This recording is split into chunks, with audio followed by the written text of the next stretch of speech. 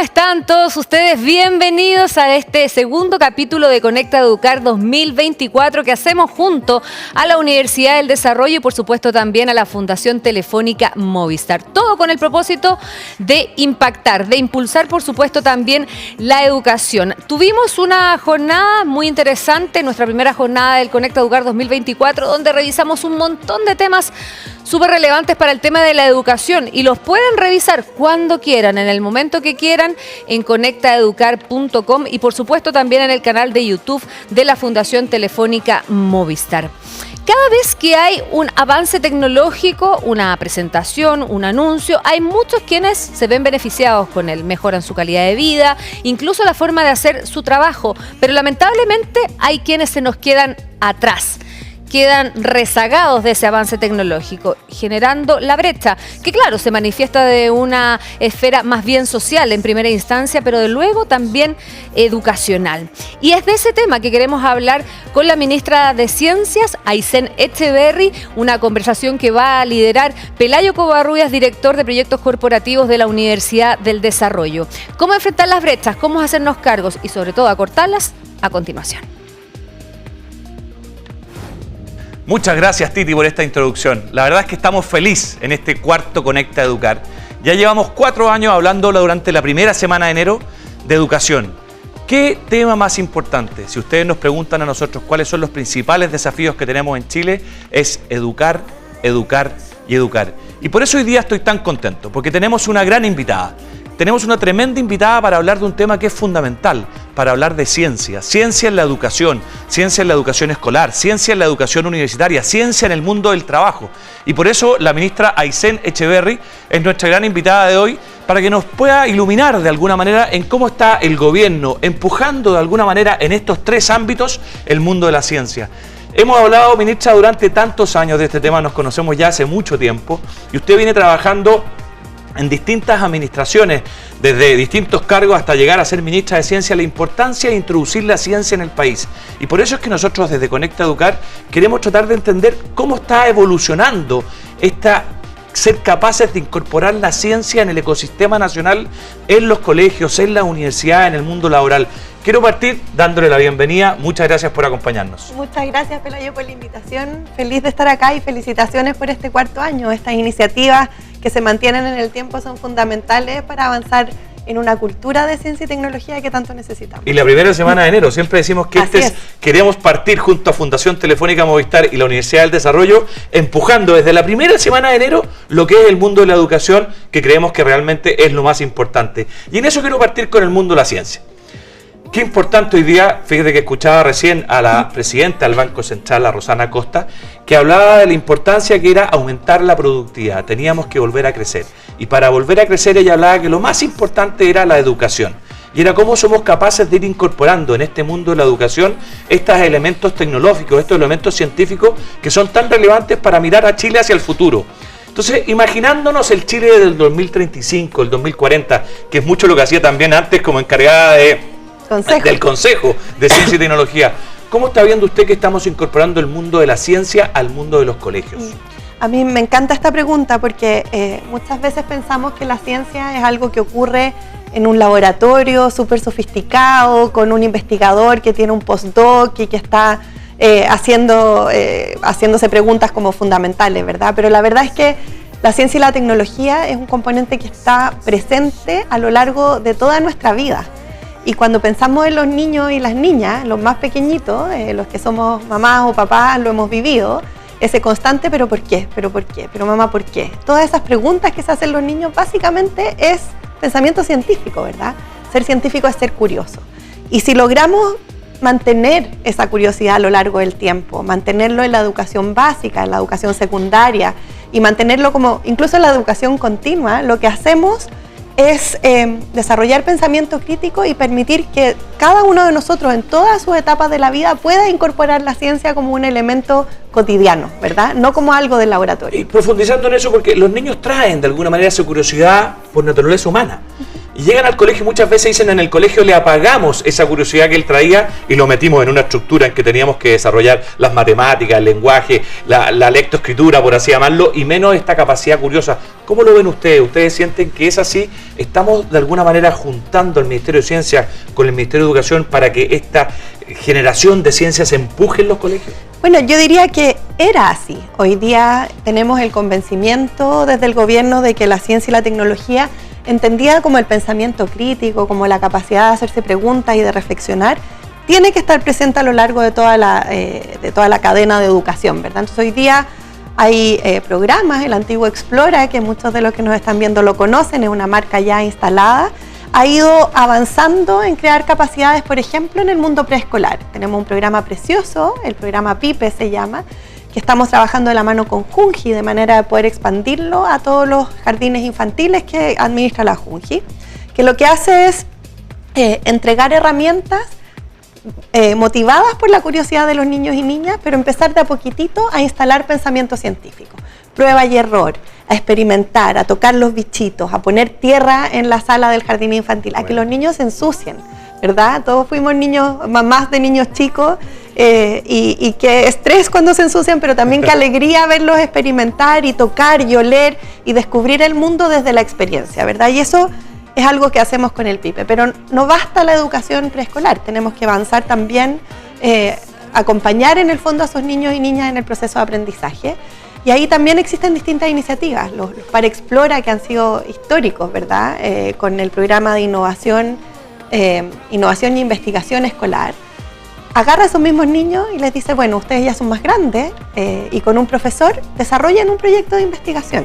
Hacemos una vez al año el gran congreso Explora, vienen niños de todas partes de Chile y de verdad lo que muestran es espectacular. O sea, niños estudiando sus humedales, niños haciendo economía circular con la basura, con proyectos que tienen método científico. Y así vamos avanzando desde el Ministerio de Ciencia con el Ministerio de Educación en que esto ocurre. Antes de avanzar al mundo de las universidades, ministra, mirando su cámara, un mensaje para los rectores de las escuelas, para los profesores respecto a la ciencia en las escuelas. Para los directores de las escuelas. Los directores de los colegios. De los colegios, exacto. Que se atrevan a sacar a los niños del aula.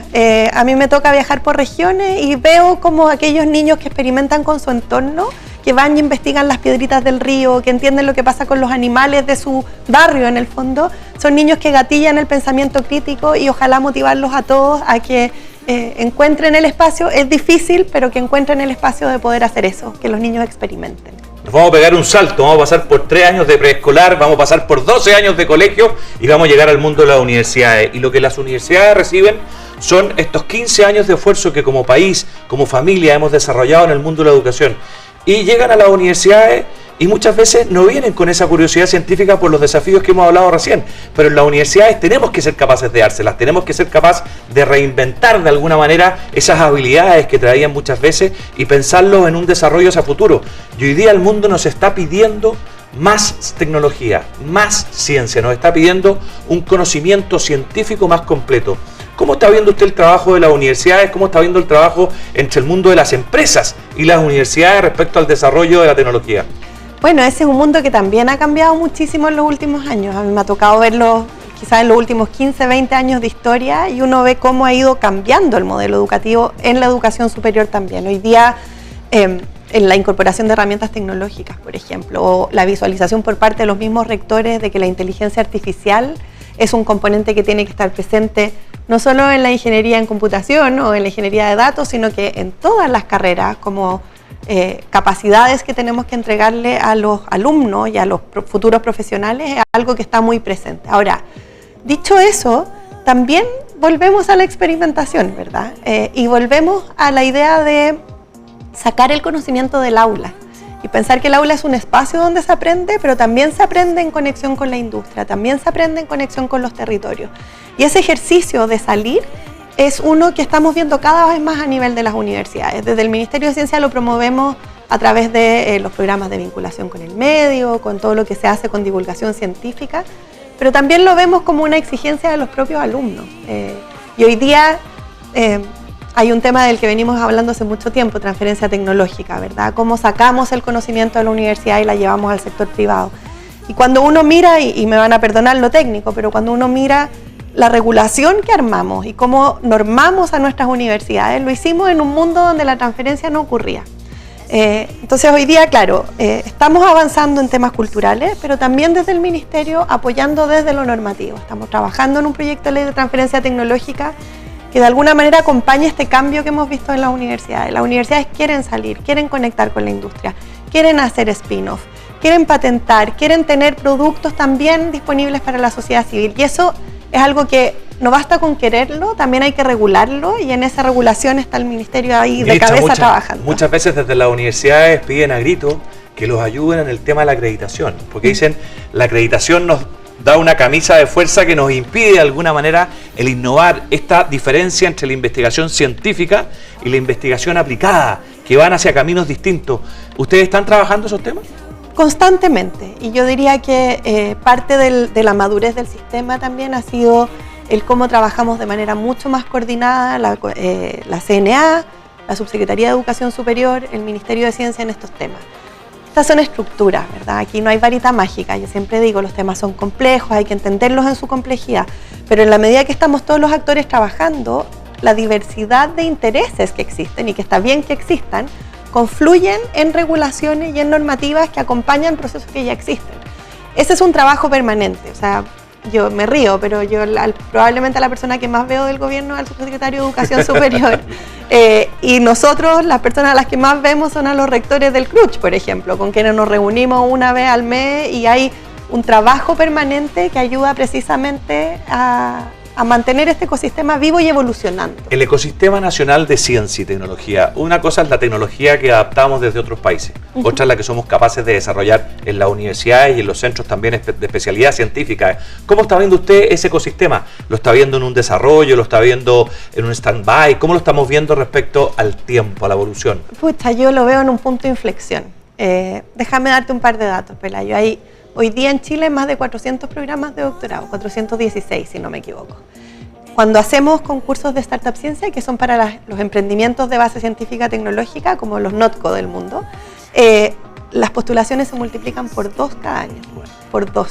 Cuando vemos la cantidad de industria que está innovando, vemos cómo ese número crece exponencialmente todos los años. Entonces, yo creo que estamos en el punto de inflexión, en el punto en que hemos invertido, hemos trabajado, hemos construido un sistema, y ese sistema, que es lento de construir, así funciona la ciencia, hoy día está dando fruto. Y a mí lo que más me entusiasma y me llena de esperanza es que además, desde el gobierno estamos viendo con decisión que ciencia y tecnología es parte esencial de las políticas de desarrollo. Entonces, cuando el presidente convoca a un gabinete de crecimiento y empleo, ciencia está presente porque sabemos que si le metemos tecnología, que si ayudamos en mayor productividad de las empresas, el país crece. Y así en cada uno de los temas, ¿verdad? Y ese cambio, tanto en el crecimiento del sector como en la visión del mundo político respecto del rol de este ministerio y este tema, a mí me llena de esperanza respecto al futuro. Uno de los temas entretenidos de conversar con la ministra Aysén Echeverry es que ella viene de un proceso largo. Ha estado a cargo del CONICYT, ha estado a cargo del Consejo de Ciencia y Tecnología, ahora está de ministra de Ciencia y Tecnología, por tanto es una década de alguna manera empujando desde el mundo público todo lo que son estos elementos científicos y también tan relevantes en el mundo laboral. Ya pasamos la universidad, hicimos de alguna manera magíster, tuvimos distintos diplomados, algunos de ellos están empezando en el mundo de los doctorados, pero vámonos al mundo laboral, ese mundo donde hoy día también tenemos que incorporar, sobre todo por el mundo de la productividad, un salto tecnológico, probablemente una tecnología más que de investigación científica, de desarrollo. ¿Cómo está viendo usted cómo las empresas están incorporando las habilidades tecnológicas que mayoritariamente vienen del mundo? Nosotros como sudamericanos y chilenos somos muy seguidores de la tecnología mundial a sus procesos productivos. Mira, es fascinante, también en crecimiento, ¿verdad? Y aquí a mí me gusta distinguir distintos tipos de tecnologías. Hay tecnologías que son de lentos procesos de implementación, la biotecnología, por ejemplo, o en el área de la salud, cuando pensamos en nuevos medicamentos, son procesos largos, donde hoy día ya estamos teniendo una participación. O sea, cuando hablamos con la industria farmacéutica que quiere trabajar en Chile, ellos reconocen como un valor esencial a la hora de tomar decisiones de invertir en Chile o afuera, el que tengamos buenas universidades, el que en Chile se hagan estudios clínicos, el que tengamos capacidades que permitan soportar eso.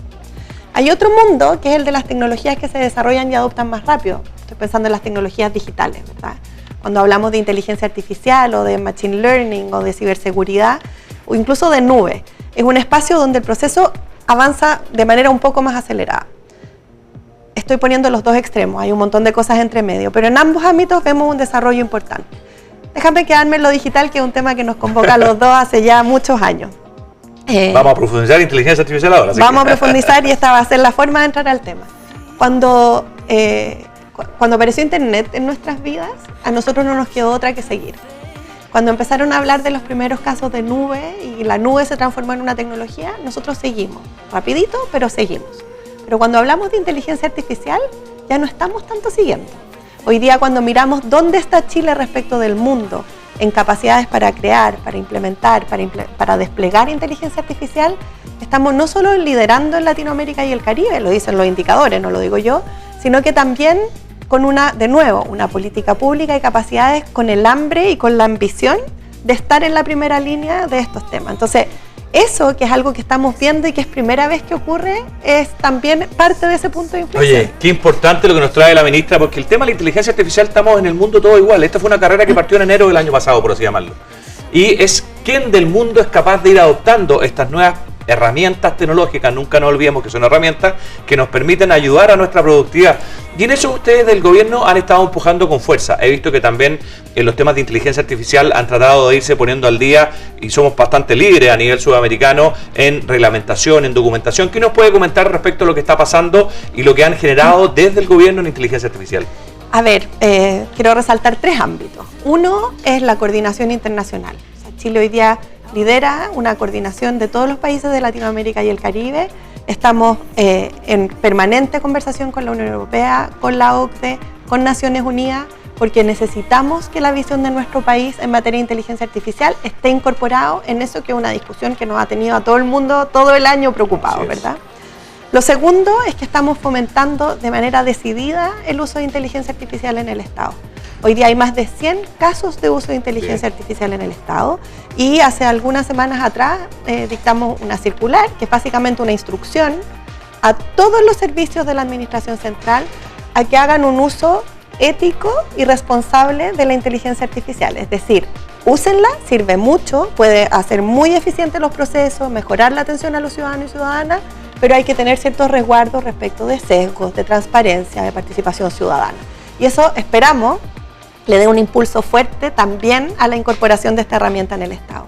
Y por último, en el sector privado, ¿verdad? Hoy día desde el Ministerio estamos trabajando de la mano muy estrecha con la industria de tecnología, porque sabemos, y es los datos que nos entrega IDC, que solamente un 19% de la industria nacional ha incorporado inteligencia artificial en sus procesos y necesitamos que sea mucho más. Si queremos que haya mayor productividad, si queremos ser competitivos a nivel internacional, necesitamos más y las empresas quieren.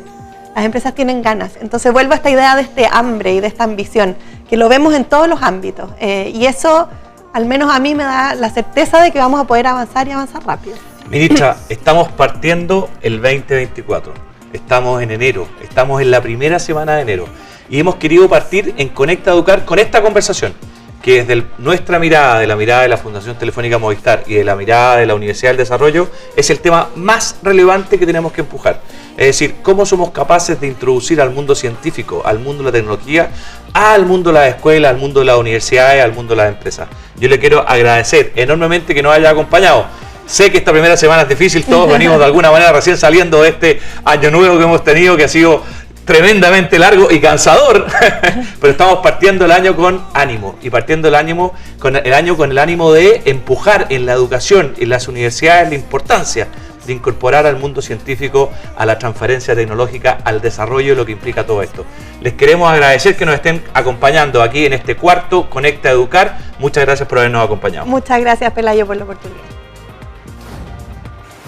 Bueno, le agradecemos a la ministra Aysén Echeverry por esta conversación con Conecta Educar 2024, el primer programa dedicado completamente a la educación de este 2024. De hecho, todos los contenidos de este programa Los puedes revisar en conectaeducar.com y por supuesto también, y las ediciones anteriores, ojo, también las pueden revisar en el canal de YouTube de la Fundación Telefónica Movistar. Vamos a seguir avanzando con este Conecta Educar. Bueno, ustedes ya ven que estoy nuevamente acompañada acá en el estudio, porque a continuación, y en relación también a lo que venimos hablando, vamos a conversar sobre las competencias digitales en un mundo, lo sabemos, de constante cambio. Estamos acá con Claudia Cornejo, directora de NTT Data Chile. ¿Cómo estás? Bien, ¿y tú? Bien. Muchas gracias por la invitación. Gracias a ti. También está con nosotros el único hombre de este panel, Sergio Rademacher. ¿Lo dije bien? Sí, perfecto. Gerente general de Microsoft Chile. Muchas gracias. Muchas gracias por la invitación. Gracias a ti. Y Teresita Morán, que es fundadora y gerenta de Book Chile. Bueno, startup que la rompe también ahí en el mercado del emprendimiento. ¿Cómo estás? Muy bien, muchas gracias por la invitación. Muchas gracias por estar con nosotros. Bueno, queremos hablar de las competencias digitales en este mundo que cambia constantemente. La única certeza que tenemos hoy es que mañana va a ser totalmente diferente y probablemente pasado mañana también sea diferente. Y eso nos obliga, por supuesto, también a pensar en las demandas laborales. Partamos un poquito por ahí. ¿Qué diagnóstico podríamos hacer de cómo nuestros trabajadores y nuestro mundo laboral está enfrentado a la realidad tecnológica que no solamente se vive en Chile, sino que también en el resto del mundo? Le voy a dar la palabra porque es el único hombre, como lo decía, primero. Para que se sienta bien tratado. Muchas gracias. Yo creo, si tuviera que resumirlo en una palabra, diría desafiado. Cuando uno ve la tasa de cambio que tenemos hoy día en todos los frentes, el mundo cada día está más incierto, más volátil. Eso genera un tremendo estrés dentro de las organizaciones y por supuesto dentro de los colaboradores de las empresas. Por lo tanto, creo que ahí en la medida que uno es capaz de adaptarse, abrazar el cambio o ser resiliente al cambio, asumir que es parte de la vida que tenemos, creo que uno está mucho mejor preparado para poder avanzar. ¿Estrés por qué? ¿Hay temor de los trabajadores? ¿Sienten que pueden ser reemplazados rápidamente si no se suben a este carro de la tecnología? Yo creo que a lo largo de toda la historia de la humanidad, cada vez que hemos tenido algún progreso y tenemos una tecnología que es disruptiva, eso genera estrés en la gente que tiene ciertas profesiones que eventualmente van a ser afectados por esta tecnología. Ahora, el cambio que tenemos en esta época es que la velocidad en que aparecen nuevas tecnologías disruptivas es mucho más rápido. Y eso da menos tiempo para que las personas se puedan acostumbrar o puedan internalizar ese cambio.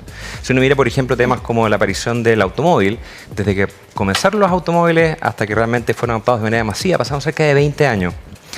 Cuando uno mira, por ejemplo, tecnologías como inteligencia artificial, como ChatGPT, pasaron 2 meses para que llegáramos a los 100 millones de usuarios. Entonces, esa velocidad de cambio, la verdad, genera mucho estrés.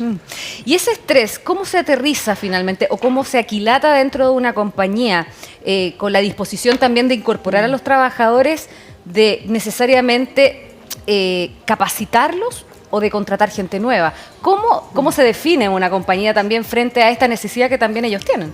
Sí, yo creo que un punto importante y para mí otra palabra en este desafío es la adaptabilidad, la adaptación. O sea, esto requiere un tiempo, requiere voluntad y por una parte tú tienes que ver que esto tiene que ser entrenado, tiene que ser habilitado, pero el entrenamiento no es todo. Tienen que haber liderazgo para poder estar y poder soportar los cambios que se están generando. Tiene que haber una estructura que puedan abarcar todo esto y también tienen que haber formas de trabajo distintas. A mí me tocó realizar un estudio este año sobre las formas de trabajar que lo realizamos utilizando efectivamente la tecnología Microsoft y nos dimos cuenta que solamente había el 5% de los trabajadores tenían una relación de coaching con su gerente. Y eso es en entornos digitales. Entonces, el poder adaptarse, lo que te quiero decir con esta cifra, el poder identificar con datos qué tendencias hay, qué iniciativas podemos generar, también es parte de este proceso de adaptación. Claro, adaptación, transferencia de datos, compartir también la información es vital para cualquier compañía, para cualquier empresa. Por lo tanto, la capacitación de los trabajadores pasa a ser fundamental. ¿Eso lo están entendiendo los gerentes probablemente, Sergio? Yo creo que, espero que sí, yo creo que sí. Yo creo que ya pasamos hace mucho tiempo la época en la cual uno estudiaba una carrera en el colegio y no aprendías nada más por 20 o 30 años. Vuelve un poquito al símil de la velocidad del cambio. Hoy día el tema del entrenamiento dentro de las compañías es fundamental. Y ahí viene otra pregunta, bueno, ¿cuáles son las habilidades que yo iría a buscar justamente a las personas? Pasar de un modelo en el cual simplemente estamos buscando conocimiento, necesitas saber tal o cual habilidad, a justamente cómo buscamos competencias que permitan que las personas puedan evolucionar en su carrera en la compañía. Ahora estamos hablando de un profesional que probablemente ya lleva un tiempo trabajando, porque los profesionales que están recién partiendo, y después claramente lo queremos hablar contigo, Teresita, viene seteado de otra manera, con la posibilidad incluso de crear su propio emprendimiento, y ahí las tecnologías de la información son fundamentales. Entonces también hay un tránsito ahí como un tema generacional que se debe abordar de las propias compañías, también desde las propias empresas. Sí, desde las propias empresas, y esto también tiene que ser un esfuerzo mancomunado también con la educación. O sea, esto tiene que estar totalmente conectado, porque también las capacidades tienen un ciclo de vida, las competencias, lo que nosotros vamos aprendiendo. Entonces, cosas que hemos aprendido hoy día probablemente en el futuro y ya no están siendo adecuadas. Entonces, en la medida que nosotros vamos generando o vamos internalizando cuáles son las competencias que se van necesitando para cada uno de nuestros trabajos, es algo que vamos a poder adaptarnos mucho más al siguiente trabajo. O sea, hoy día el Long Life Learner o el aprendiz continuo es una de las capacidades o habilidades o mindset que tenemos que tener también para poder ir trabajando en este mundo laboral. Sin querer entrar en materia política, lo hablamos ayer también en Conecta Educar 2024, desde la perspectiva del Estado. ¿Se está respondiendo a esas necesidades por parte del Estado? No del gobierno, quiero decir, sino que como Estado. ¿Qué crees tú? Yo creo que el Estado efectivamente está partiendo o tiene conciencia de que esto es un esfuerzo que tenemos que hacer en los tres sectores, en el público, en el privado y en el educacional. Sí, tener en el centro a las personas, al ciudadano, es uno de los temas que es parte de lo que se está haciendo, por ejemplo, en Estonia, en Singapur, que es importante, y creo que el Estado está buscando con el gobierno digital seguir un camino parecido en el que podamos tener una mejor experiencia del ciudadano, que esté mucho más conectado con este ecosistema y sobre todo también que pueda hacer la vida más fácil y más útil, sin papeles, con sus datos gobernados, etcétera. Exacto. Hablemos de la data también. ¿Y qué tipo de profesionales se están requiriendo en base a eso, a la data, que pasa a ser la llave finalmente para lo que estamos hablando?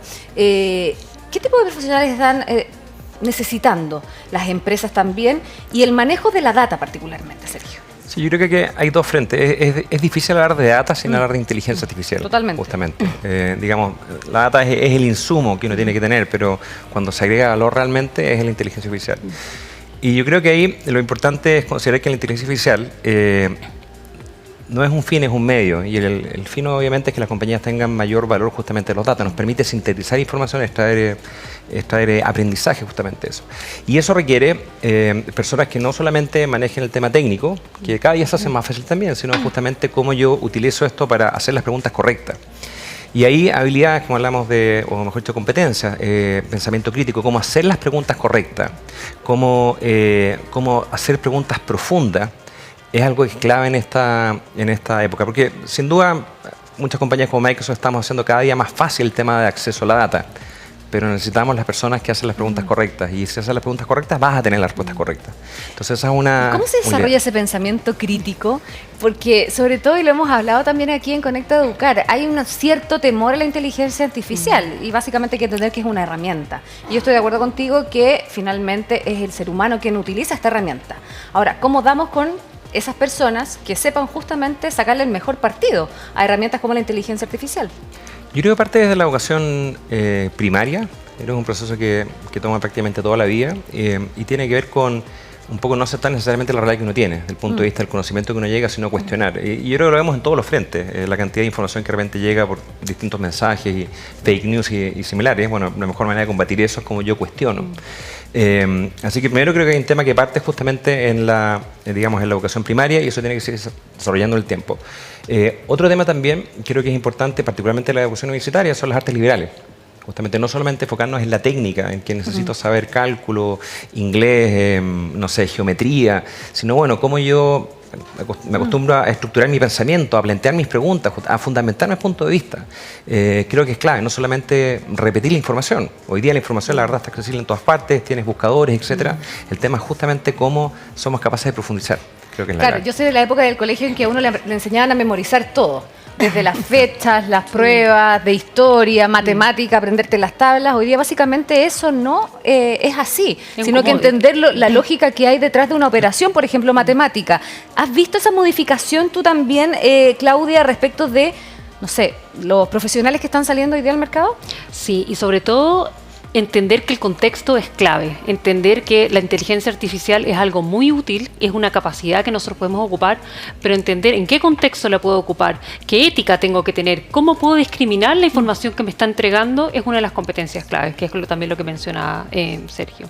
Hoy día yo creo que los profesionales, aparte de tener la malla formativa en las organizaciones que me toca ver, que tienen sus mallas técnicas, se están centrando en mallas que tienen que ver con adaptabilidad, con liderazgo y también con resolver problemas complejos que nunca antes han resuelto. Ese tipo de formaciones son, creo que, uno de los elementos claves que hoy día los profesionales se están requiriendo y también se están las empresas buscando cómo formarlo.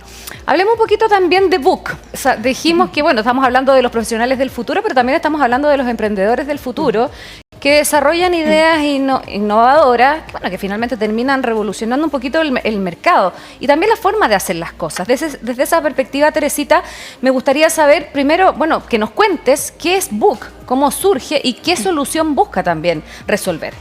Claro, Book es un software de gestión integral de personas, una solución para todas las organizaciones que manejan personas y va desde lo bien administrativo, como es el pago de remuneraciones, la gestión de vacaciones, contratos, firmas, etcétera, y avanza en todo lo que es el desarrollo profesional, los beneficios de los colaboradores, la capacitación continua. Entonces abarca un poco todo el espectro. ¿Y ustedes cómo detectaron que estaba esa necesidad para meterse en ese mercado? Sí, hace como 6, 7 años ya existía, estábamos avanzando en la transformación digital, pero nos dimos cuenta que había una necesidad muy grande en las áreas de recursos humanos de las empresas. Todavía estaban muy análogas, todo en papel, muchas tareas repetitivas y administrativas. Entonces vimos cómo podíamos agregar valor a través de la tecnología para hacer pasar como al siguiente nivel al área de recursos humanos. Y un poco lo que estamos logrando es revolucionar la gestión de personas y permitir liberar tiempo con tareas que son posibles de automatizar para que así los equipos de personas puedan dedicarse a estar con las personas y a gestionar ese talento. ¿Y cómo evalúan ustedes esa gestión de personas en Chile? ¿Ha penetrado probablemente el modelo de Book quizás en otras áreas también? ¿O simplemente todavía existe algún grado de reticencia? No, ha penetrado fuertemente y viene bien impulsado porque la transformación digital que vivimos a todo nivel es clave que sea impulsada también por las áreas de recursos humanos en las empresas, porque finalmente si queremos digitalizar procesos pero no logramos un cambio cultural y no logramos que las personas quieran sumarse a esa transformación, la verdad que la transformación queda un poco en vacío. Entonces, el que las áreas de personas se sumen y partan por una transformación cultural para lograr el cambio ha sido clave y obviamente en ese sentido tienen que partir por casa, entonces que ellas mismas se transformen y se digitalicen marca un poquito la pauta del cambio. ¿Y vieron mucha resistencia quizás al comienzo en algunas empresas, algunas compañías? Cuéntanos un poquito esa experiencia. Al comienzo había mucha resistencia, sobre todo a que estuviéramos en la nube. Todavía existía como ese temor de pasar los datos a la nube. Y no tener el papel, ¿no? Claro, o lo preferían tener en sus servidores. Lo menos digital posible, lo más análoga del mundo con esta hoja. Claro, preferían tener los servidores en sus oficinas, como no eran medios aversos en ese sentido a la nube. Y también obviamente hay personas aversas al cambio y prefieren seguir con sus planillas y sus papeles, pero la pandemia le puso un impulso fuerte al cambio, porque había que seguir pagando sueldos y desde la casa. Entonces ahí como que se destapó un poco, yo creo, en los casos en donde había más adversidad. ¿Y cómo se vinculan las tecnologías de la información con los emprendimientos? Hoy día, fuertemente, porque los emprendimientos tecnológicos, ha habido un boom de ellos, sí. Ya que son escalables, tienen un modelo de negocio bien rentable. Entonces, en ese sentido, el perfil tecnológico, ¿cierto? Y las tecnologías de la información son muy demandados para los emprendimientos tecnológicos. Y ahí ustedes ven una generación también de estudiantes que busca justamente apoderarse de estos conocimientos para emprender. Sí, o sea, hay quienes quieren emprender y obviamente emprender en tecnología hoy día es bien atractivo. pensando en que la tecnología es un medio, como decías, para lograr un fin, desarrollar un negocio, resolver una necesidad. Es el medio, no es en sí misma la tecnología como lo relevante, pero hay harto interés en eso, tanto de emprendedores como de talento joven que está buscando qué organización elegir para entrar a trabajar. En el fondo, también en estos emprendimientos tú requieres perfiles tecnológicos. Al final, toda la empresa vive, ¿cierto?, la tecnología, independiente en el área en que estés sentado. Entonces es relevante que sepas relacionarte con herramientas tecnológicas, que sepas conversar el mismo idioma. Va un poquito más allá de solamente quienes programan el código. Por Sí, yo quiero ir también a otro punto, porque nosotros hemos hablado todo el rato de jóvenes, pero ojo que hay gente que también se ha reconvertido, que ya tenía un título profesional y que gracias a la tecnología de la información y al aprender su lenguaje, sus herramientas, bueno, también muta quizás y migra a otros sectores productivos. Ustedes también, ¿cómo los ven eso como una posibilidad y una herramienta de movilidad social? Sí, claro. Yo creo que hoy día la cuestión no es cuándo yo me voy a subir a la transformación digital, perdón, si me voy a subir o no, sino que es cuándo. O sea, hoy día todos sabemos que tenemos que empezar a digitalizar nuestro trabajo, nuestro mindset, etcétera. Entonces, hoy día, no sé, los sectores más, por ejemplo, que yo veo que es la minería, ya se embarcaron en la transformación digital. Los viejitos que están en la mina ya están haciendo ciertos cambios para poder digitalizar la forma en que se comunican, en que interactúan en su día a día, etcétera. Entonces yo creo que esto, si bien nos afecta a todos, no tiene una edad de impacto. Sí, obviamente hay ciertas personas que se le da mucho más natural. O sea, lo que hablabas tú hoy día, los jóvenes, o sea, hoy día los estudiantes son nativos digitales y esperan que en sus trabajos tengan la misma experiencia digital a que tienen en su día a día como consumidores. Y eso es parte de lo que las empresas empiezan también a generar experiencias digitales para sus propios colaboradores. Claro, porque tiene que haber un propósito también por parte de las compañías, de las empresas, de los lugares donde trabajan. El recurso humano, el capital humano, bueno, también si no le gusta, no le parece, bueno, toma su mochila, podríamos decir, y se va. Si no hay una sintonía también con el propósito de la empresa. ¿Lo ven así? Sí, yo creo que, y quiero tomar un poquito lo que tú comentabas, Teresita, la cultura o el cambio cultural es lo más importante de las organizaciones. Y de hecho, uno muchas veces habla de transformación digital, la verdad es transformación cultural. Y hay una frase que me encanta de Peter Drucker, que es la cultura se come la estrategia para el desayuno. O sea, uno puede hacer la mejor estrategia del mundo, me quiero expandir, quiero llegar a 20 países, pero si no cambio la cultura de la compañía, la verdad, la estrategia no va a servir porque esto es como manejar un buque gigante, la verdad. Tiene una cierta inercia, así que primero ese es el foco y creo que es re importante partir, como decías tú, desde adentro, ¿cierto? Y si las áreas de personas no son las que se transforman, la verdad es que esperamos para el resto. Ese es un tema. Lo segundo, yo creo que nosotros tuvimos un acelerador y eso fue la pandemia. ¿Se acuerdan? Sobre todo al comienzo de la pandemia, cuando fue el lockdown general, de la noche a la mañana, todas esas personas o compañías que decían, la verdad, mis datos están en los servidores, los tengo acá, están seguros, la verdad, de repente ya no puedes ir a tu oficina y tienes que aprender a operar. Y eso fue un cambio, fue un acelerador gigante. Se tuvieron que, sobre todo las compañías que no están preparadas, tuvieron que rediseñar sus procesos, darse cuenta, la verdad, que, oye, todos mis empleados pueden estar trabajando desde la casa y son productivos. Y la verdad, y puedo compatibilizar justamente mi vida laboral con mi vida profesional y puedo eventualmente hacer ejercicio, más cosas justamente y ser igual de productivo. Entonces yo creo que eso nos cambió culturalmente en Chile. Obviamente llegado al extremo al comienzo porque estábamos todos y nadie quería estar encerrados en las casas, pero después de poquitito, cuando uno mira donde estamos hoy día comparados a 3 años atrás, nos digitalizamos muchísimo. Y Chile está un poco más atrás comparado con otros países de Latinoamérica. ¿Sí?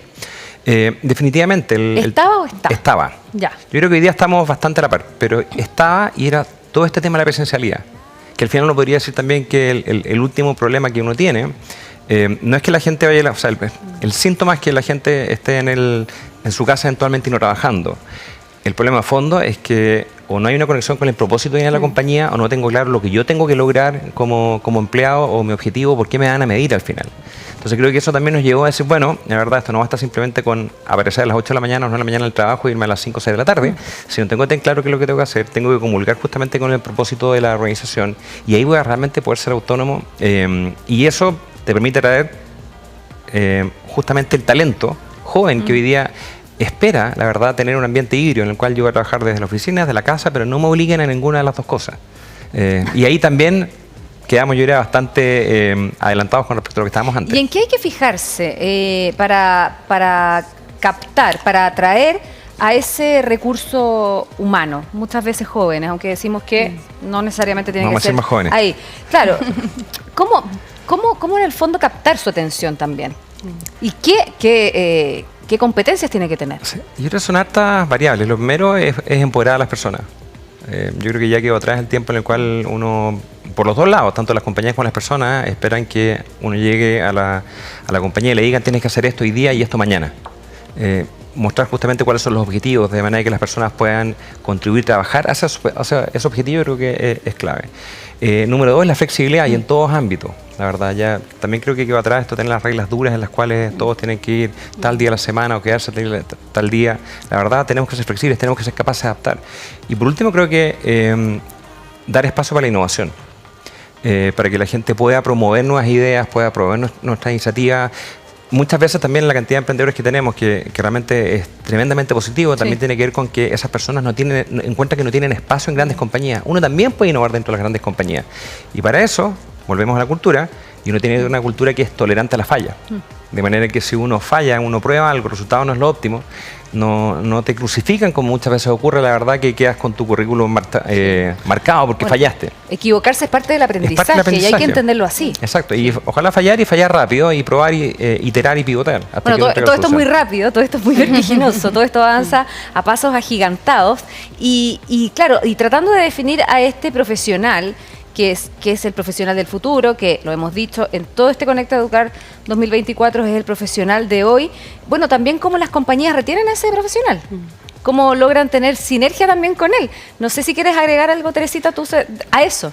Sí, hoy día, bueno, nosotros hemos visto, y se justifica con datos a partir de una encuesta que hicimos este año, que lo que más buscan las personas al momento de escoger dónde trabajar o dónde quedarse trabajando es el sentido de pertenencia, ¿ya? Es en primer lugar, inclusive más que el salario.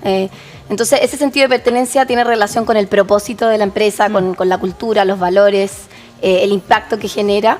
Y eso es lo que está buscando hoy día las personas al momento de priorizar dónde comprometerse y dónde trabajar. Y en segundo lugar, valora muchísimo, bueno, obviamente un salario justo, que se perciba un salario justo, y la posibilidad de capacitarse y tener desarrollo y movilidad interna. Entonces ahí entra también súper importante el concepto de la educación continua también dentro de las organizaciones.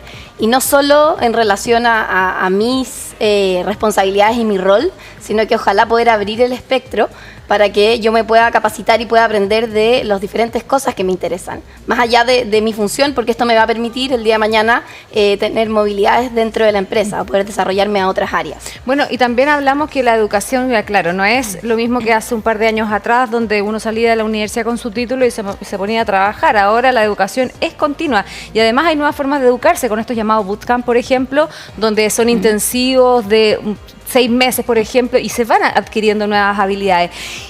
Ahí ese tema de los bootcamp, por ejemplo, ¿sirve para dotar a los nuevos profesionales y a los futuros profesionales de mejores herramientas, ser específicos quizás en algo puntual, que luego también puede mutar, pero que en definitiva le puede permitir también tener una mejor posición dentro de una organización? Sí, a mí me gusta mucho. A mí particularmente en una vida pasada me tocó hacer un estudio con una mujer en el que veíamos en el fondo cómo podíamos entregar más habilidades a las mujeres en el área STEM.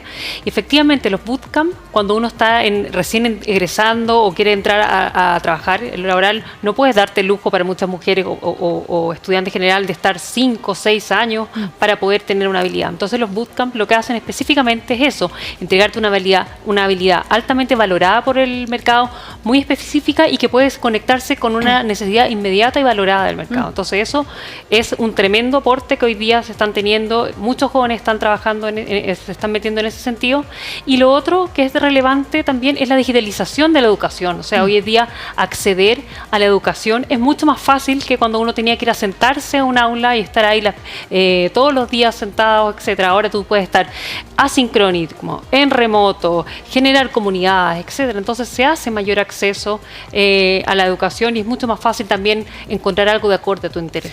Y además democratiza, lo hemos dicho, sí. La tecnología ayuda a democratizar también los procesos y a hacer, por ejemplo, que una mujer que ha sido dueña de casa, no sé, los últimos 10 años, se ha dedicado a la crianza de sus hijos, pueda hacer un curso corto, intenso, a lo mejor en un bootcamp, y convertirse en programadora. y al ser programadora va a recibir un buen salario porque es una competencia que se demanda mucho. Entonces también cómo subir al carro a los centros de formación, a las universidades, a los centros técnicos también sobre estas nuevas competencias que se necesitan y no sigamos formando profesionales de libros de 5 años de carrera probablemente, donde claro, a lo mejor salen con conocimientos muy obsoletos. Yo creo que ahí hay oportunidades y desafíos. Creo que, por ejemplo, la pandemia probó que efectivamente uno puede trabajar de la casa, viene un objetivo y vas a hacer toda la pega y no tiene por qué ir presencialmente. Eso aumentó muchísimo la participación de mujeres en el mercado laboral, obviamente. Porque si y Chile sigue siendo un país machista todavía, la verdad muchas veces se les recarga justamente a las mujeres con el cuidado de familiares, etcétera, y eso les moviliza que no puede ir a trabajar. Y entonces en el mundo pre-pandemia, la verdad, si no te podías ir a un lugar de trabajo, la verdad, quedas fuera del mercado laboral. Hoy día, uno, por ejemplo, haciendo un bootcamp, puedes aprender a programar una página web, lo puedes hacer de tu casa, sin ningún problema. Y parece que no es tan difícil.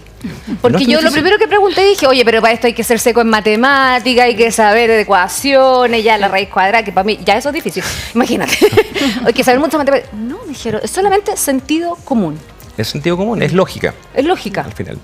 Y eso también nos genera, por otro lado, está la oportunidad tanto de la academia como de las empresas. Los programas hoy día tienen que ser más cortos. No podemos decir que un programa antiguamente cuando fui a la universidad eran 6 años, hoy día vamos en 5 años, ojalá que sean 4 como otros países. Las compañías también tienen que darse cuenta que ellos tienen que invertir justamente en programas de formación, ya sean programas externos o internos. Porque, y aquí está el desafío, la competencia de talento ahora por el mismo fenómeno que yo puedo trabajar, ser incluido laboralmente y puedo trabajar de mi casa, puedo trabajar para una compañía en otro país. Sí. Entonces al final la competencia por el talento ahora es global. Nosotros mismos en la compañía tenemos gente, en nuestro equipo de desarrollo están repartidos por todo el mundo. Tenemos gente que trabaja en Puerto Varas, en Villarrica, en todo Chile y en todo el mundo, y son equipos distribuidos. Entonces ya no es que solamente las compañías chilenas están compitiendo por el talento chileno en Chile, Oye, ¿y en el mercado global. ¿y qué hay de cierto que algunas compañías incluso están a la espera de que esos profesionales o esos estudiantes de estos bootcamp, por ejemplo, salgan para tomarlo y reclutarlo? Sin duda, la empleabilidad que tienen después de un bootcamp es cercana al 100%. Y el incremento en su renta potencial se duplica o triplica. Imagínate el impacto positivo que tiene eso para toda la familia que está O detrás. sea, cuando hablamos de movilidad social, eso sí que impacta. Ustedes también se mueven en el mundo del emprendimiento. ¿Lo han visto? ¿Han visto cómo también se va cambiando la forma de formar a los futuros profesionales, de entrenarlos quizá en corto tiempo y dotarlos de mejores herramientas? Sí, nos toca verlo en casa primero. O sea, nosotros también somos empresa que contratamos personas que han hecho un curso corto, han participado en un bootcamp y se han reconvertido.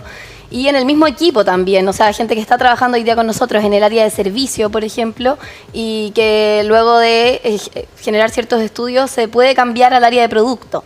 Hay un mix de profesiones en donde hoy día la profesión deja de ser de repente tan relevante, y la experiencia o estos pequeños cursos también agregan mucho valor. Y también lo vemos obviamente en nuestros clientes, en la búsqueda de ese talento.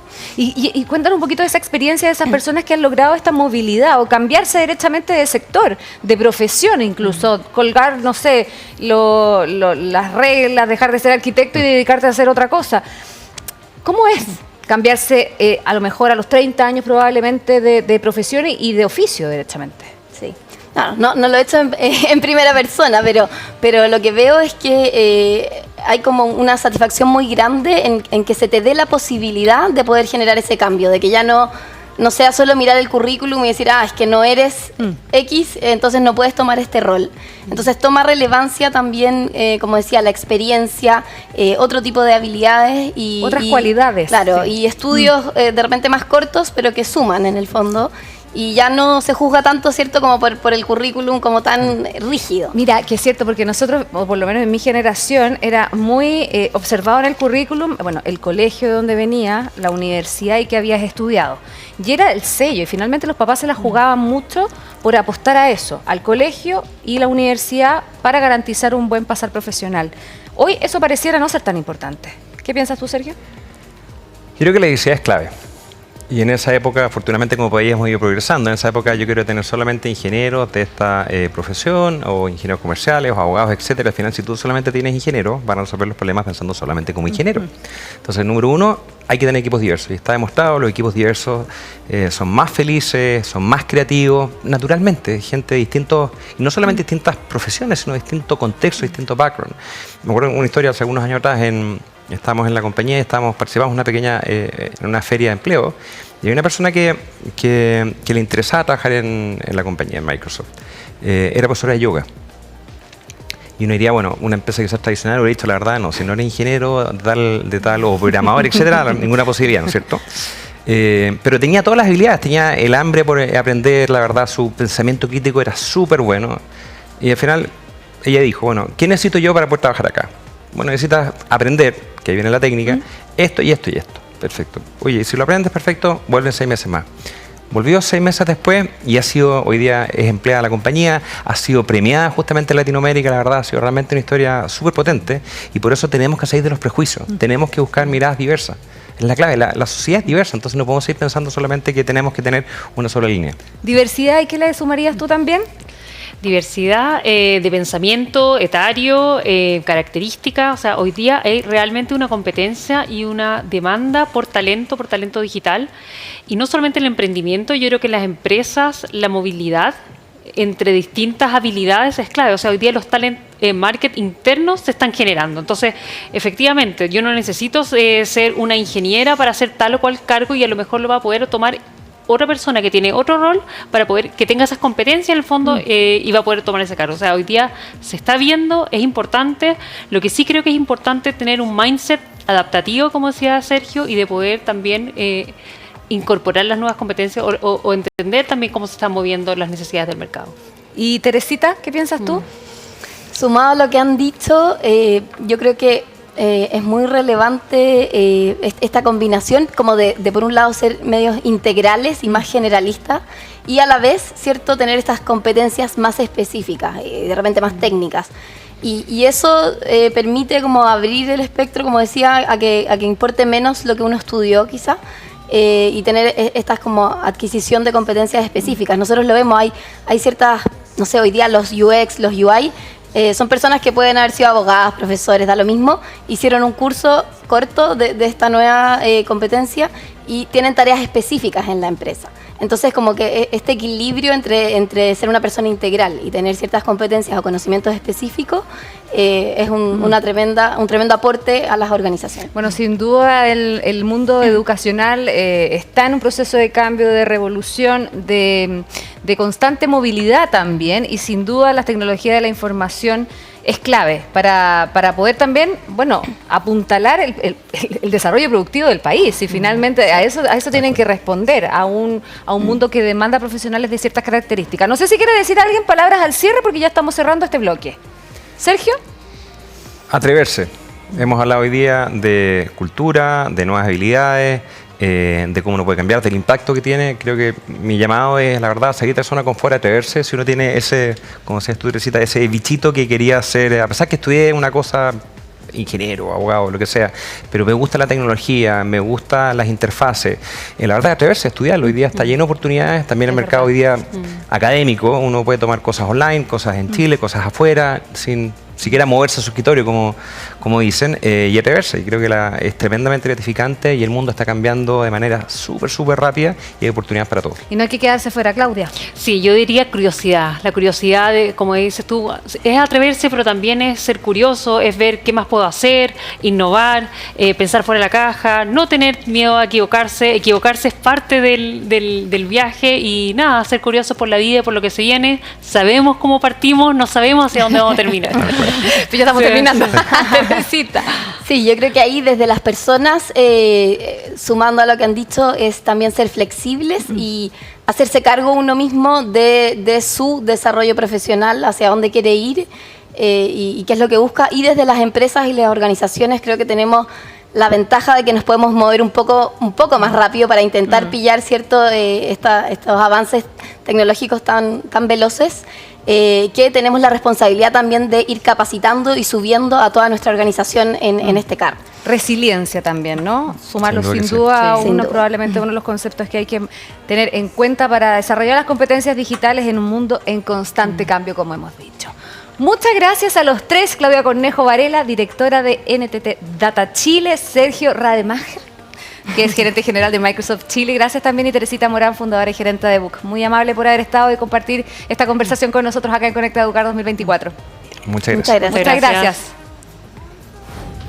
Y seguimos con este Conecta Educar 2024. Mientras nuestros siguientes entrevistados se acomodan, les quiero hacer una invitación. Pueden revisar todos los paneles de conversación que hemos tenido en esta edición de Conecta Educar en nuestro sitio web conectaeducar.com y también en el canal de YouTube de la Fundación Telefónica Movistar. Bien, ya están instalados, ya están aquí con nosotros. Vamos a abrir nuestra cámara para que puedan ver a nuestros invitados, porque ahora vamos a hablar de un tema de altísima relevancia que tiene que ver con la seguridad digital, buenas prácticas y ciudadanía responsable. Para hablar sobre este tema está con nosotros Rodrigo Zajuria, que es CEO de Movistar Empresas. ¿Cómo estás? Muy bien, muchas gracias por estar con nosotros. Bueno, Juan Pablo Arias, gerente de Ingeniería para Chile de Fortinet, también está con nosotros. Hola, ¿cómo estás? Muy amable, gracias por su tiempo. Y Mauricio Fierro, que es subgerente de Seguridad Digital Corporativo de CMPC. Muchas gracias. Gracias a ti, Cristina. Probablemente el tema de la seguridad es uno de los desafíos más radicales de la tecnología y uno de los principales temores también de todas las compañías, el no vulnerar sus sistemas de seguridad. Bueno, para esto hay que tener normas de comportamiento, bueno, cuidados y herramientas en el uso de la tecnología para impactar de manera positiva también el funcionamiento de las empresas. Que todos los empleados además estén en ese mismo propósito. No sirve de nada el que los empleados no colaboren en ese propósito. A ver, hagamos primero el análisis que todos los días se hace para poder hablar sobre un tema en particular. ¿Cómo está Chile en materia de seguridad hoy? ¿Quién quiere abrir los fuegos en este panel? Rodrigo, ya, listo, lo sorteé. A ver, yo creo que tiene distintas aristas como responder a esa pregunta. Por un lado, estamos en pleno proceso de discusión de la ley de ciberseguridad y la ley de datos. Pero por otro lado, yo te diría que más a nivel de la empresa y de la organización en general, existe conciencia, pero yo creo que a nivel de las personas se hace poco. Nos falta mucho por avanzar todavía en generar una cultura de ciberseguridad, una cultura de proteger la información que se maneja dentro de la empresa, tanto información interna como información de los clientes, y eso requiere un proceso permanente de capacitación, de culturizar a la gente. O sea, es lo que yo decía, que muchas Totalmente. veces una empresa puede tener un diseño en términos de seguridad, pero no toda la compañía, no toda la organización está en línea con ese propósito. Así es. Mira, solo para darte un ejemplo que, bueno, también lo pueden compartir el resto desde sus puntos de vista, pero nosotros, tanto dentro de la compañía como con otros clientes, lo que hacemos a veces es hacer campañas de phishing falso. Tú mandas un email, mandas un correo que simula, digamos, una oferta o simula algún beneficio para ver cuánta gente engancha, digamos, y termina cayendo. En ese tipo de ejercicios, no vamos a develar acá porcentaje, pero en realidad la diferencia entre que caiga un 5%, un 20%, es lo mismo. Porque mientras sean 5, 10 o 20 personas dentro de toda la organización que caigan, la vulnerabilidad es la misma. Esto es como cuando uno, quizás haciendo, digamos, un paralelo, cuando uno va al médico, el médico te dice, ¿fuma o no fuma? No, pero fumo 3 solamente, fuma. El riesgo está, o sea, súper bien estar en 5% y no en 20%, pero ese 5% sigue siendo igual de riesgoso que el 20% o más. ¿Coincides con lo que dice Rodrigo particularmente, que claro, hay que subir a toda la organización al concepto de seguridad? Sí, absolutamente. A veces la seguridad solamente se concentra en la parte de tecnología de la empresa, pero en verdad esto afecta a toda la organización porque cualquiera que trabaje puede ser víctima. Entonces, no solamente a la ciudadanía, sino que también, no solamente a la empresa, sino que también a la ciudadanía, porque también hay peligros para los niños, hay peligros para adultos mayores, etcétera. Entonces, respecto a lo que habla Rodrigo, por ejemplo, del phishing, que se ha ido sofisticando, esta cosa que se hacen campañas dentro de las organizaciones, hay que pensar también que esto es un trabajo constante, no es solamente que lo hago solo una vez y listo, porque también el cibercrimen se ha ido sofisticando. Antiguamente decíamos, oye, para no caer en phishing hay que fijarse cómo está escrito el correo. A veces si tiene una falta de ortografía, qué sé yo, pero hoy día los correos de phishing se escriben con ChatGPT, lo escriben mejor que nosotros. Entonces, claro, hay que adaptarse también, bueno, a las nuevas herramientas tecnológicas que pueden ser muy positivas para el ser humano, pero también pueden ser muy peligrosas si no tomamos conciencia de los riesgos que se abren. Y ahí, Mauricio, ¿cómo ven ustedes también el tema de la ciberseguridad en CMPC? ¿Es un problema para ustedes, una preocupación, ahí está, sí, constante? A ver, lo que tú dices sí. toda gran empresa, y de todas maneras empresas CMC, la preocupación es constante y continua, y necesitas mucho apoyo a nivel directivo gerencial de la compañía, que en el caso nuestro ha sido muy, muy fuerte. O sea, si no baja desde los niveles altos de la organización el apoyo en lo que es ciberseguridad, no esperemos buenos resultados en general. ¿Pero es una amenaza real, por ejemplo, para las compañías? Es decir, sí. ¿Cuántas veces las atacan en general? Si uno Mira, pudiera hacer como todos los días, una vez a la semana. Si tú me dices ataques, todos los días hay ataques, todos los días se detienen ataques menores, mayores, a veces tienen un poquito más fuertes, menores, pero todos los días tienes múltiples ataques, y parte de lo que hablaba hoy Juan Pablo, el uso de las nuevas tecnologías. Todos hablamos de inteligencia artificial, sí, que es muy bueno, ChatGPT y todo, pero también los hackers, los agresores, utilizan las mismas herramientas para buscar, y hay esas funciones de inteligencia artificial, robótica, lo que están haciendo es buscando en todo el mundo de Internet dónde hay una falencia para poder ingresar. Y eso es un ataque constante. Esta es una lucha permanente de defensa versus el ataque. Pero ¿es posible crear una organización que sea inviolable? No. O sea, siempre va a haber un forado, una posibilidad de ataque. Siempre va a tener una posibilidad de ataque. No existe la seguridad al 100%. Lo que tratamos siempre de hacer es minimizar los riesgos y tener buenos controles para poder, en caso de detectar, poder detenerlo a tiempo y no parar mi operación. Ese es el fin último de lo que buscamos. Claro, que disminuye los riesgos, más que los riesgos, las consecuencias, la afectación. Exacto. Sí, lo que pasa es ahí quizá lo que falta, sobre la base de que es imposible que alguien te garantice que no vas a sufrir un ataque y que no estás en riesgo de sufrir una paralización de todas actividades. Quizás la segunda pata, o lo que falta, es que las mismas empresas tengan conciencia que tienen que tener preparado un plan B en caso de. ¿Ya? Muchas veces lo que pasa es que se pone también el foco en tomar todas las medidas, autenticación de clave, manejo de encriptación de datos, seguridad perimetral, y se hacen las inversiones, pero una vez que se genera un ataque, que se detiene, digamos, o que se daña la infraestructura de los datos, ¿qué hacemos ahora? ¿Cuál es el siguiente paso? Y en eso yo diría que todavía nos falta mucho a nivel, digamos, de industria, como economía, digamos, para poder estar preparados para el día después. Y ahí entra el rol de empresas, bueno, como nosotros, como el mismo Ford, digamos, que tiene una preparación y que tiene un benchmark y un capital adquirido ya de lo que ha pasado en otros países, que yo creo que es tremendamente relevante para poder traerlo, para poder nacionalizarlo de alguna manera y poder, digamos, tener toda esa capacidad disponible para las empresas que son afectadas. Qué bueno el pie, Rodrigo, porque inmediatamente cuando hacemos este análisis de, bueno, cómo está Chile, inmediatamente queremos saber, bueno, si acaso hay algún país donde efectivamente las herramientas que se esté utilizando en materia de ciberseguridad han sido positivas, han generado un buen impacto. ¿Es así? ¿Existe, Juan Pablo, un país que esté liderando en materia de ciberseguridad? Sí, por supuesto. O sea, todas las herramientas en el fondo que se han incorporado es porque el cibercrimen, como se hace a través de Internet, la verdad afecta a todo tipo de empresas, a todos los países, a todo tipo de organización. Entonces, en realidad, claro, todas las herramientas en el fondo se han ido adquiriendo y también hay organizaciones en torno a los países para ir colaborando e ir aprendiendo. Entonces, hay varios casos de Europa. Por ejemplo, Rodrigo mencionó la ley de protección de datos personales. Nosotros copiamos mucho lo que se hace en Europa. Más que copiar, hemos ido aprendiendo de lo que pasa ahí. También la ley marco ciberseguridad se inspira en eso. Y las herramientas también que nosotros utilizamos, como comentábamos recién, no van a evitar que nosotros seamos atacados. Entonces, acá hay un concepto importante de transmitir que es la ciberresiliencia. O sea, nosotros tenemos que ser resilientes frente a un ataque, tratar de minimizar el impacto, mantener la operación, cuidar los datos, ¿no es cierto?, que a lo mejor nosotros resguardamos y que son de otras personas. Y las herramientas en el fondo nos dan visibilidad, nos dan capacidad de acción, análisis forense, y es súper importante orquestar esto, porque un tema son las herramientas, pero otro tema importante también son los procesos dentro de la organización y también son las personas, cómo educamos a las personas, cómo en el fondo adquirimos también herramientas en el fondo que les permitan también actuar de manera correcta, sean o no sean tecnológicas. Qué importante aquello, porque, no sé, Juan Pablo, porque esto también tiene que ver con la cultura. Con la educación, con el resguardo que yo puedo tener y con la responsabilidad que yo puedo tener. ¿Hay concepción dentro de las organizaciones que también tiene que haber un cambio cultural respecto del uso de la tecnología?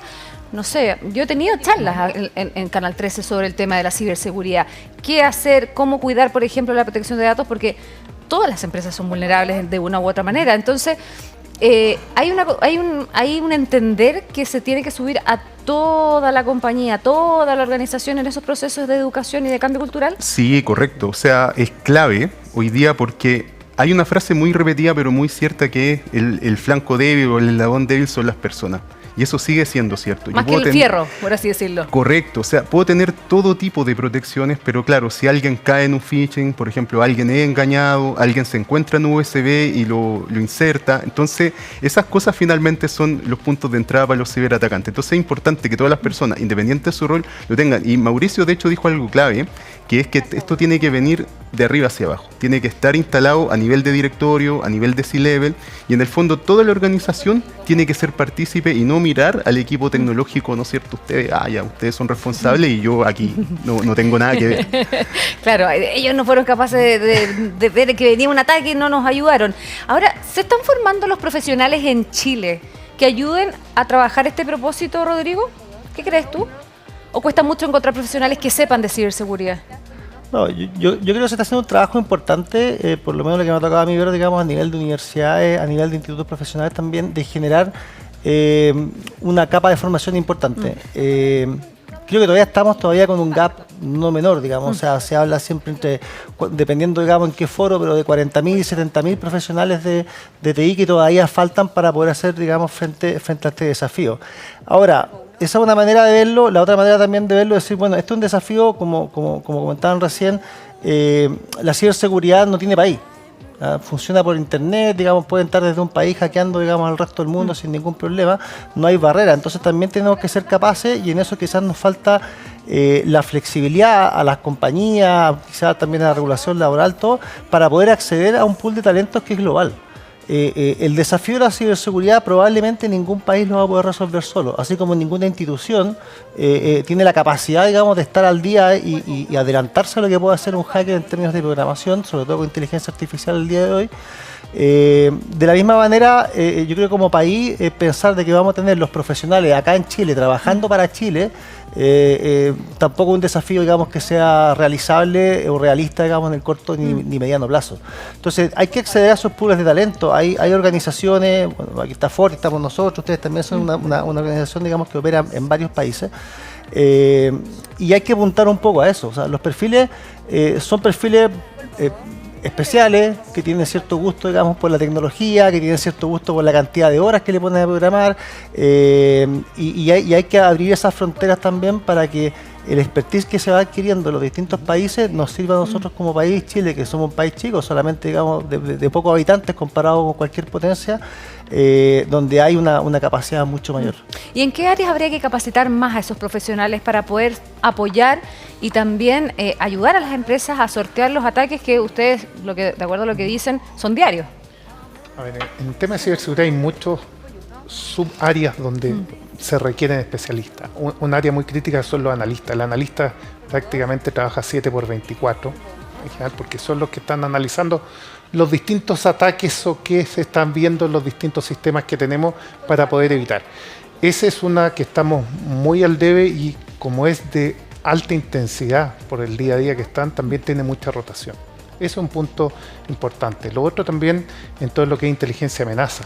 En la búsqueda, que hablamos de inteligencia amenaza, en buscar en los distintos sistemas, digamos, Internet y todas sus derivadas que hay, qué está pasando, qué tipo de ataque se está generando, qué tipo de información puede estar crítica que haya sido vulnerada alguna empresa. Son distintas áreas.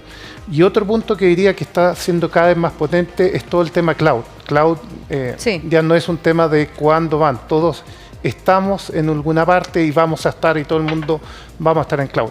Y se necesita un nivel de expertise de protección distinta.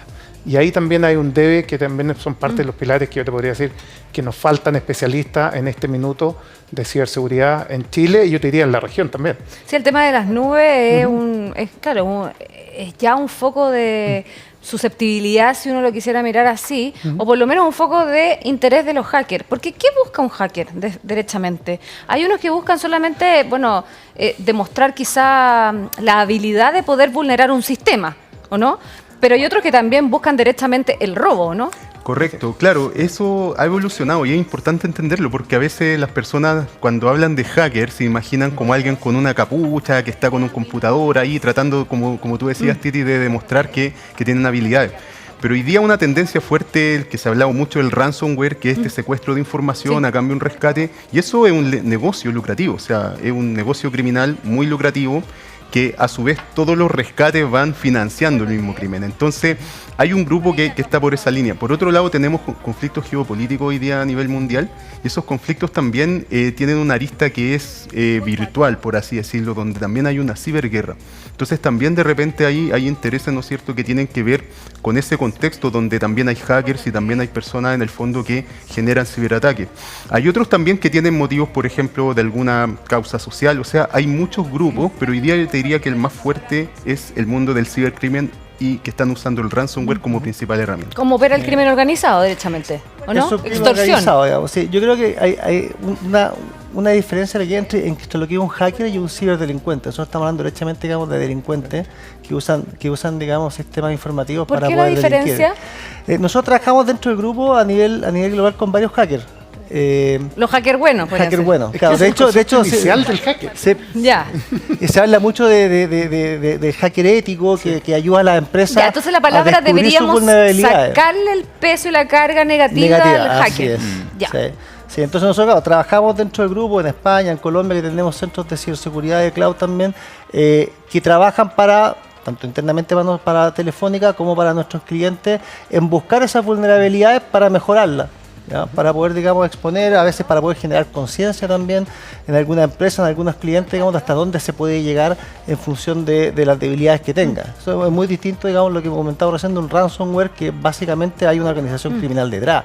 O sea, estamos hablando que en algunos países se habla de granjas de hackers, o ciberdelincuentes, digamos, que tenemos instalaciones, fábricas, donde hay cientos de personas trabajando al mismo tiempo buscando alguna habilidad para poder meter un ransomware, para poder cobrar algo y seguir, digamos, generando este negocio. Es un negocio lucrativo a nivel internacional, digamos, como cualquier negocio de tráfico, digamos, o tráfico de drogas, armas, lo que sea. Hoy día la ciberdelincuencia probablemente debe estar a un nivel muy cercano, digamos, a esa industria. Y una de las cosas más valiosas para un ser humano son, bueno, sus datos. Exacto. Sus datos privados, y eso es lo que buscan, ¿no? Justamente, el ransomware tiene dos etapas. Lo que se ve visible es que dicen, me encriptaron mi servidor, mis datos, y no los puedo utilizar. Pero previo a encriptarte, lo que hacen ellos es capturar los datos y llevarlos para tratar de extorsionarte, y si no pagas, de vender o publicar los datos confidenciales que te puede generar otros problemas hacia adentro. Entonces, sí, justamente no es solo el tema de la encriptación, sino lo más peligroso está la filtración de datos críticos, personales o críticos de la empresa, una compañía, de alguna compañía que estrategia también, de exacto, negocio. Justamente de estrategia que puede ser utilizada por su competencia para hacer. Entonces, también hay parte de esa ciberinteligencia, digamos, de los procesos de buscar datos para venderlo a mi competencia o a alguien que me pueda hacer daño, o yo mejorar un proceso, digamos, como lo está haciendo mi competencia, digamos, valga la redundancia de la palabra. Oye, y la seguridad en las nubes, ya que son tan utilizadas y que ha costado también que muchas empresas migren directamente al sistema cloud, por lo mismo, ¿no? Por a lo mejor el temor. ¿Son seguras? ¿Cómo garantizar también que, bueno, mantengan la seguridad de los datos, valga la redundancia? Sí, esa es una gran pregunta, porque acá hay varias opiniones. O sea, lo primero es que hoy día el 80 o más % de las empresas tiene algo en la nube, sean chicas, medianas, grandes, o sea, casi todas tienen, y quizás más de la mitad tienen más de una nube. Entonces tienen un premise, tienen una pública 1, pública 2, incluso pública 3 o 4. Entonces, la verdad es que hay varios desafíos desde el punto de vista de ciberseguridad, porque hay un concepto que es el modelo de responsabilidad compartida. Entonces, a veces creemos que la nube es segura, intrínsecamente segura, porque en el fondo hay un tercero que se hace cargo de la seguridad, pero eso no es así, porque en algunos casos, por ejemplo, los accesos, los datos que están ahí, son de responsabilidad, ¿no es cierto?, de las compañías o de las personas. Yo tengo un repositorio de archivos, por ejemplo, y si guardo información crítica, yo soy responsable de resguardar esos datos. Entonces se suman problemas, porque hablábamos recién, por ejemplo, de la falta de profesionales. Entonces ahora no solamente tengo que saber de seguridad acá un premise, sino que tengo que saber de la nube 1, de la 2, de la 3. Entonces, o sea, de especificidad. Exactamente, porque también se asegura de manera distinta y cada nube funciona de manera distinta. Yo necesito una cosa también que sea orquestada, que sea en el fondo integrada. Y por otro lado, también es súper importante entender que la migración a la nube no es una cosa que pasa de un día para otro, sino que también es un proceso. Y hoy día hay compañías que están migrando a la nube y algunas dicen, no, después me preocupo de la parte de seguridad. Y eso no es un enfoque correcto. Eso no lo haga así, hay que abordarlo desde el primer día y hay que tener una estrategia en el fondo que permita también hacer frente a estos desafíos. O sea, algo súper interesante es, por ejemplo, las empresas que desarrollan, porque sirve mucho el tema de la nube, da muchas facilidades para las empresas que tienen por ejemplo, software factory, que hacen sus propias aplicaciones, proteger el ciclo completo de la aplicación. Entonces hay varias estrategias para hacer eso, a veces se deja de lado, pero es muy importante tenerlo en cuenta. ¿Rodrigo? No, perdón, Mauricio. Un comentario que me gustó lo que estabas planteando, porque en el concepto de educar, y de educar no solamente a las personas, a las organizaciones y a los desarrolladores, pasa mucho eso, dice, oye, como ciberseguridad me va a poner algunas trabas y temas, partamos desarrollando solos mientras tanto en la nube. Y es el riesgo más alto, versus la educación de que tiene que estar la ciberseguridad desde el inicio, lo más a izquierda posible, trabajando en conjunto con los desarrolladores y todo, para lo que se haga en la nube y en otros lugares que lo pueda hacer desde el inicio. Y eso parte de lo que decía. Entonces, siempre a los de ciberseguridad se nos ve como la parte dura, fea, que me pone trabas, que me va a dar más costo, entonces lo hago escondido un poco por acá, pues así yo avanzo y después voy a mostrar resultados que estoy haciendo innovación, que estoy mejorando algún número, pero estamos dejando una brecha muy grande. Y en esa parte es una educación hasta las personas más técnicas en que la ciberseguridad es parte de, ¿ya? Y te lo tomo. Hablamos mucho de transformación digital. La transformación digital sin ciberseguridad no vas a poder hacer una buena transformación. ¿Y lo entienden? ¿Las empresas lo están entendiendo? ¿Ya lo entendieron? ¿O todavía hay un diagnóstico? Es un camino. Estamos en una transición. Sí, no, estamos en eso. Yo creo que mucho más que si lo comparamos 12 o 18 meses atrás, digamos. Yo creo que es un camino que hay que ir avanzando y la ciberseguridad tiene que estar desde el principio hasta el final, al medio, arriba, abajo, en todas partes. Y la ciberseguridad, como lo comentaba al principio, no es solo responsabilidad, digamos, del departamento de TI o de la gente que está encargada, probablemente también es responsabilidad y quizás tanto más de la dirección de personas, de recursos humanos, digamos, y de la alta dirección de una compañía. O sea, tiene que estar todo involucrado y en eso yo creo que se ha avanzado mucho. Todavía nos falta, evidentemente, pero creo que hay un avance importante, sobre todo quizás durante los últimos 12 a 18 meses por distintos eventos que ocurrieron durante el año pasado. Claro, han habido situaciones de alta gravedad. ¿Recuerda algún caso en particular que haya sido como un punto de inflexión quizás para este tema? Es decir, que luego de ese caso en particular haya aumentado quizás la demanda, ¿no? Suele ocurrir en nuestro país, de ciberseguridad. La verdad hay varios casos. El año pasado yo diría que un tema importante fue, más que un caso puntual, como el ataque a las cadenas de suministro. A veces nosotros vemos a las empresas aisladas, o a las personas aisladas, me robaron mis datos, listo, me afecta a mí nomás.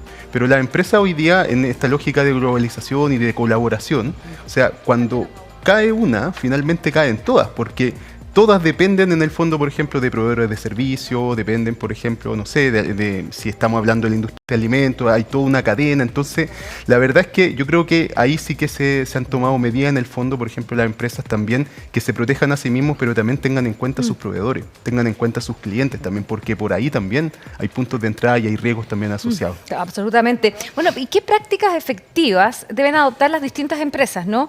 Para resguardar la seguridad de su información? ¿Qué hacer, Rodrigo? ¿O qué hacen ustedes? Hemos repasado varias de las medidas que hay que tomar, pero quizás tratando como de resumir o quizás las más importantes. Digamos, primero está toda la gestión de los datos. O sea, los datos tienen que estar encriptados, tiene que ser, digamos, la información protegida. Toda la gestión que se haga también sobre cloud, que hoy día cada vez más recurrente, tiene que ser con niveles de seguridad y con una inversión de seguridad detrás que tiene que estar presente, digamos, o sea, que no es opcional en mi opinión. También tiene que estar eso acompañado por la gestión de las passwords, factores de de autenticación y por todo el trabajo cultural que también se hace con la gente. Eso adicional a la inversión que se puede hacer desde TI para seguridad perimetral, para comprar firewall, cajas, que eso, digamos, hay que hacerlo y tienen que estar todos los software actualizados con las últimas versiones, digamos, de sus licencias, etcétera, que eso es como un desde. De ahí para arriba, para que eso funcione, digamos, tenemos que seguir avanzando en el resto de las cosas. Y considerar la inteligencia artificial hoy, que ha tenido una penetración impresionante durante los últimos años, ¿no? También considerarla como una amenaza, y esto aquí llevándolo también a un plano también como familiar. Y es lo que estamos haciendo en materia de educación de nuestros hijos y de los niños. Porque lo vemos en una esfera, que es la empresa, pero probablemente se podría replicar lo mismo en nuestras casas. Cuando se suben fotografías de los niños mostrando información sensible, cuando tenemos grabaciones de audio que después pueden ser distorsionadas por la inteligencia artificial y ser tomada por ni siquiera un ciberdelincuente, un delincuente directamente, y que obligue a la extorsión también o secuestro de un familiar.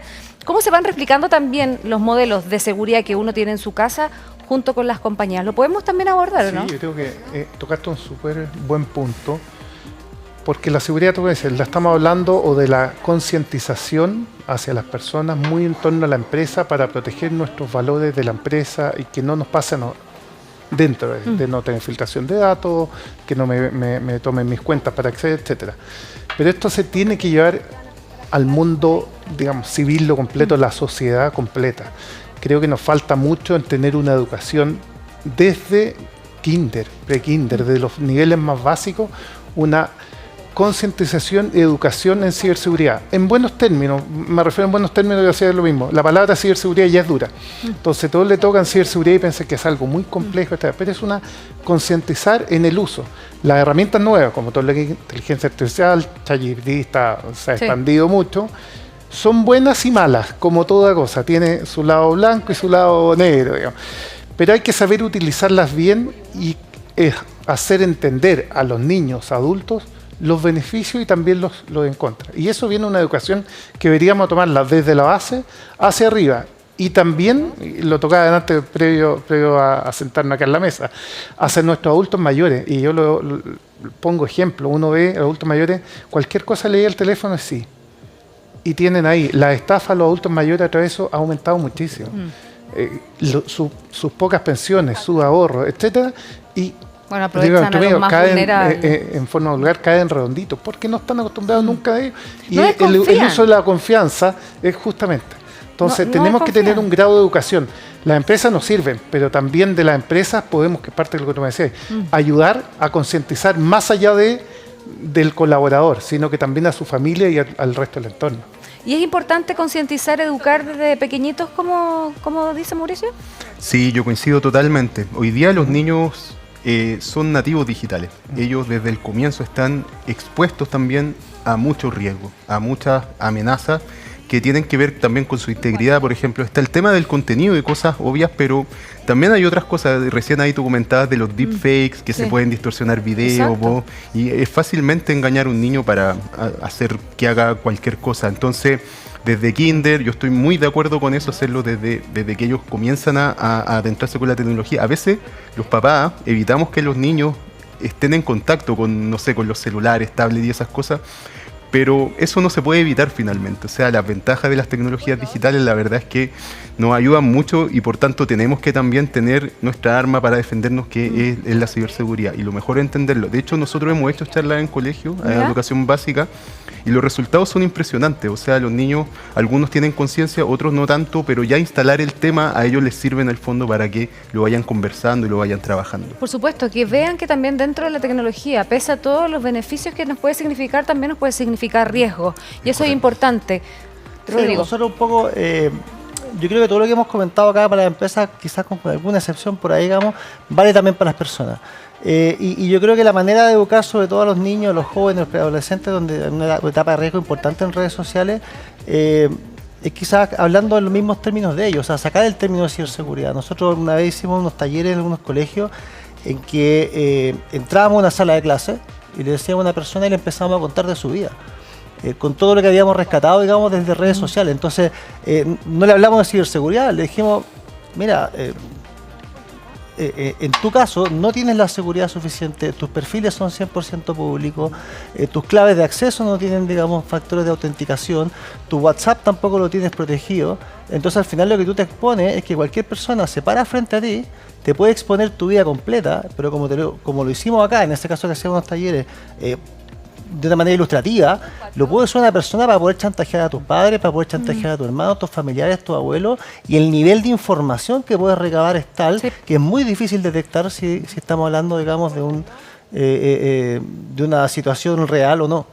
Así como de vulnerable puede ser una empresa, una organización, tu familia también puede ser vulnerable, pero siempre y cuando no se tomen las medidas. Y el propósito de esta conversación era justamente abrir el panel y también, bueno, a ustedes enseñarles que hay que tomar decisiones, hay que tener un cambio cultural respecto de la ciberseguridad, no verlo como algo tan negativo, sino como algo que tenemos que adoptar en nuestra vida cotidiana, en nuestra casa y por supuesto también en nuestro lugar de trabajo. Rodrigo Zajuria, CEO de Movistar Empresas, muchas gracias por haber estado con nosotros. Juan Pablo Arias, gerente de Ingeniería para Chile de Fortinet, muchas gracias por haber estado con nosotros. Y Mauricio Fierro, subgerente de Seguridad Digital Corporativo de CMPC, muchas gracias a los tres por haber venido a conversar con nosotros aquí en Conecta Educar 2024. Gracias a ti, Tito. Muchas gracias. Que estén muy bien. Bueno, y así comenzamos a cerrar esta edición de Conecta Educar 2024. Nos vamos a despedir, los vamos a agradecer nuevamente por haber estado con nosotros y sin duda, bueno, estas interesantes conversaciones ustedes las pueden volver a revisar cuantas veces quieran en nuestra página web conectaeducar.com y por supuesto también en nuestro canal de YouTube de Fundación Telefónica Movistar. Ha sido un gusto poder conversar con ustedes sobre distintos temas de la educación en este primer evento en materia educacional del año. Un abrazo y nos reencontramos en otra oportunidad.